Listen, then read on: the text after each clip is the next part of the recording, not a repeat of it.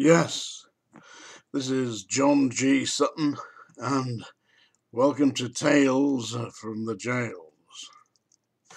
Today I'm going to talk about the infamous riot at Strangeways, which took place in April of the year 1990. Now, I wasn't exactly working at Strangeways at the time. I'd left in November of 1985. But I know quite a bit about what happened. It was started in the chapel, and the chapel at Strangeways. If you look directly as you're going through the gates, the main gates, the old Victorian gates, not the new ones at the side, directly ahead you'll see what is in fact F wing, yeah, A, B, C, D, E, and F is the main entrance. It's not A wing there. Well, built into that at the top is the chapel, and the entrance is through they have like a pathway at the top. The entrance is through a door at the top there. And conducting the service on that day was the Reverend Noel Proctor. Now, Noel Proctor was a really sincere, gentle soul who believed absolutely in the divinity of Jesus Christ and the teachings of the Bible. And he had a wonderful voice. He was, I'm sure he was Irish, you know. And the first time I met Noel Proctor was when he was taking a service at the chapel, and I heard him singing "How Great Thou Art," and he had a brilliant voice. How great thou art, how great thou art. Seriously, a lot better than that though. Anyway, so the riot started in the chapel on the Sunday morning, and apparently it had been planned, and I believe that there were notes in the box, the little box next to the chief's office, the main office, that were saying there's going to be activity in the chapel. So they wrote a rough idea that something was going off. And it started when a group of inmates ran up and took over the microphone and started shouting, you know, this is it, we're going for it. Now, the very strange thing, I mean, don't forget, I'd done that chapel many, many times, done that service as a discipline officer in the late 70s, early 80s.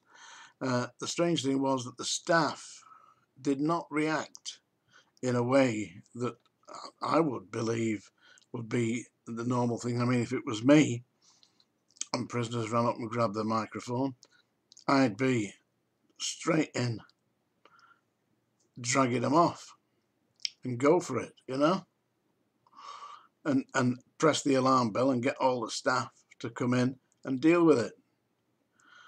Now, I'd been in lots of situations where there's been riots and people fighting. You go in, you deal with it, and you get the main agents, the main perpetrators, you drag them off and get them down the block. And the rest just stop because they're seeing what's happening. But that did not take place at Strangeways. The staff instantly ran out of the jail. Now, that had to be scripted. Are you with me? Somebody at the top had already decided that that's what they were going to do, because they didn't put up a battle. And the inmates had the keys. I mean, goodness me, you do not allow the inmates to get hold of your keys. What on earth happened? I'll tell you, listen, it may not be a very popular idea, this, but I'm telling you what I believe happened, having spoken not only to prison staff who were on duty at the time, but having spoken to prisoners who took part in this riot. I believe that what happened was there was trouble in London. There were riots in London, riots in Manchester about something called the poll tax. This was Margaret Thatcher's imposition of taxing people, not, instead of taxing a property, rate tax, yeah, instead of taxing a property, you were taxing the people who lived in the property. So let's say my house is £1,000 tax a year. It isn't, but just say it was, yeah. And there were 3 people living here. Well, the poll tax was instituted, so they wouldn't just pay £1,000 a year. You'd pay so much per person. You know, so you were everybody who was of age to vote, hence called the poll tax. Yeah, you would be paying the rates. Yeah, it was a form of rates. Yeah, so that was happening all over the country. There were riots in cities all over the country, and it was getting extremely bad press for the Tory government and Margaret Thatcher. They needed something to distract it, and I believe, I know I said it's not a very popular idea, but I believe that that was part of it, the Strangeways Riot, because as soon as that went up, and don't forget, within a day they had the roof on fire, they had smashing the place up. It took over the news. Suddenly the poll tax riots were forgotten. Very shortly after that, the poll tax was buried, stifted away. I believe something like that back now, but in that days that's what happened. So I believe that's what happened. Somebody told the staff, you know, in the event that this kicks off, get out of the prison. Get out. You know, do not stand and fight. There's no backup. Ridiculous. I mean, don't forget that prison had been standing at the time for over 100 years, and the prisoners had never managed to take control or even have any kind of effective attack upon the staff.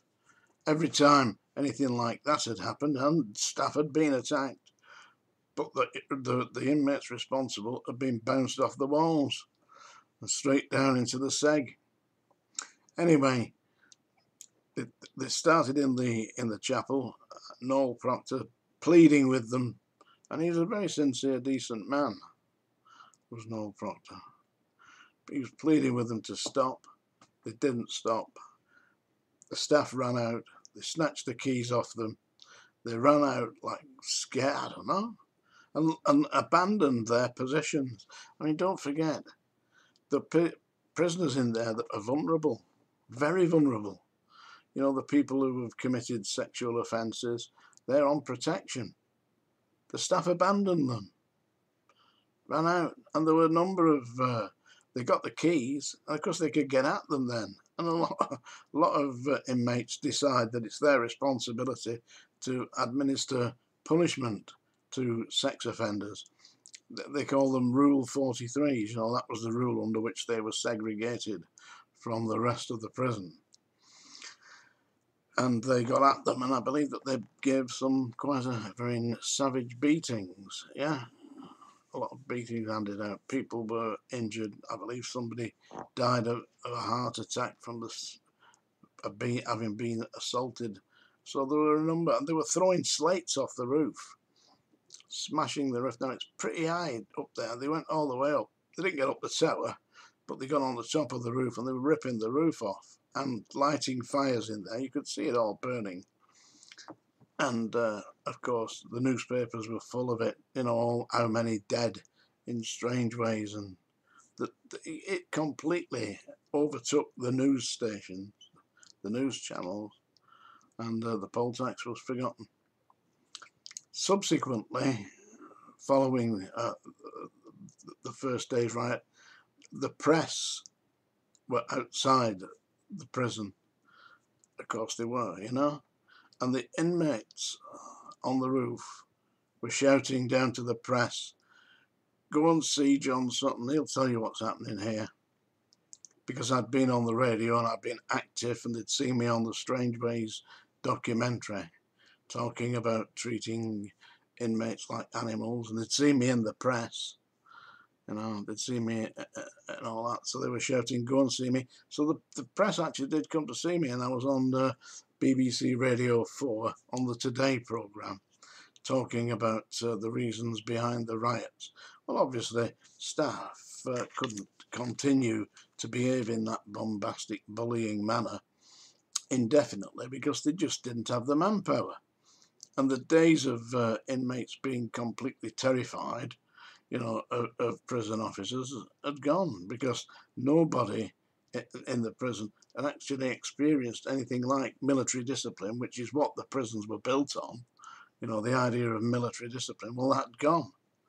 So you gave an inmate a direct order saying, "I'm telling you, get back to your cell." So who the bloody hell do you think you're talking to? Well, piss off. You know, but that's because they didn't understand that that's how the prisons ran. And of course, the inmates don't understand it. The inmates were not playing their part. So the staff were left with the idea that they either had to put up or shut up. And what they did was they shut up and they ran out. So as I said, I was on BBC Radio 4 and I was invited to go on one of these mid-morning chat shows where they're talking about the reasons for the riots, and they invited the Prison Officers Association to send representatives to tell them, you know, to put their point of view across. Do you know what happened? It's hard to believe to this day. The POA said if the BBC had me on the show and interviewed me, then they weren't going to attend. Seriously. They refused to debate this with me. So they didn't go. Some of the prison officers' wives went, and they were really rude and abusive to me. You know, "Oh, my husband's been on duty, he could have been killed." Yeah, of course he could have been killed. It was engineered in Whitehall. Engineered by some inmates in Strangeways. It was a setup. That's my take on the riot. But it had to happen. I'd said this in 1979, 1980, showing this before Jailhouse Rebellion. We're sick of these Victorian dungeons. Yeah, I'd said that 10 years before it happened. But it was only a matter of time before the people that were being abused decided that enough is enough. And of course they got some help from, I believe they were advised to do it. And subsequently, you know, after all this, after it was quieted down, they decided that they were going to prosecute the ringleaders for mutiny, prison mutiny. And I got approached by the defence lawyers for the prisoners that were charged and asked if I would appear for the defence. And at Manchester Crown Court, I stood up and gave evidence that what was happening at Strangeways was an abuse. It was an offence against human rights, and that if they'd done that to me, then I too would have ripped the roof off. And the prosecuting counsel was, what was his name? Brian Levison. Check it out. Google it. Brian Levison. And that was before he became the Master of the Rolls, you know, which is a legal position. And before he ran the Levison inquiry onto the hacking of celebrities' telephones. Yeah, that's the Levison report. But Brian Levison was the QC prosecuting on behalf of the Home Office. And I gave the accounts of what was happening in Strangeways about prisoners being forcibly injected with the psychotropic drugs against their will and various other abuses that were taking place. And Brian Levison said to me, "Mr. Sutton," he said, "we've listened to what you've said." He said, "I want you now to give me a list of all the inmates, all the officers that were abusing the inmates, all of them." So, absolutely, what would I have to do? I'd done it too. I'd done it because I was following orders. So what I said to Brian Levison was, absolutely the first name on the list has to be John Sutton. So because I undertook all these abuses that I've been outlining because I was instructed to do so. I said, and the officer that was instructing me to continue with the injecting inmates against their will was the senior medical officer. I said, and the senior medical, and at that point, Brian Levison got up and said, "Thank you, Mr. Sutton, no more questions." And that was it. That was the end of my cross-examination from Brian Levison. And when I came off, the barrister acting for the defence said to me, "I have never seen anybody shut Brian Levison up." Never. He said, "Absolutely amazing, that." So that's today's Tales from the Jails. Yeah. I didn't just say that these things were wrong, you know. I didn't. I did something about it. Yeah, that's the difference between whiskey and me. Seriously, folks. Anyway, don't forget to subscribe if you've enjoyed this little mad Tales from the Jails. And get my book, Psychic Screw. Yes, folks, it's on Amazon. Written by me. Thank you.